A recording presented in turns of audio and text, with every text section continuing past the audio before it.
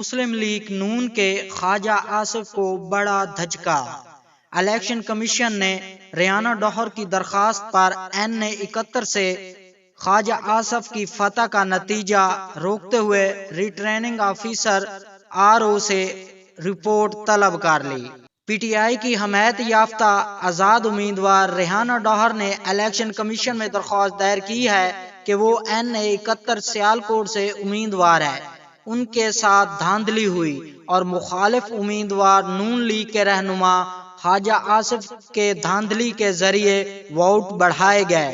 انہوں نے وکیل کے توسط سے موقف اختیار کیا کہ فارم 45 کے مطابق ہم 50,000 کی لیڈ سے جیت چکے ہیں۔ RO کی جانب سے جو فارم 47 تیار کیا گیا، اس میں ہمیں 47,000 ووٹوں سے ہرایا گیا۔ الیکشن کمیشن نے ویب سائٹ پر ایک اور فارم 47 اپلوڈ کیا۔ ممبر الیکشن کمیشن نے کہا کہ کیا آپ کی استدعا ابھی بھی وہی ہے کہ نئے فارم 47 سے کوئی فرق تو نہیں پڑا؟ اس پر وکیل نے کہا کہ جی مائی لارڈ، ہمیں درخواست پر نئے فارم 47 سے فرق نہیں پڑا۔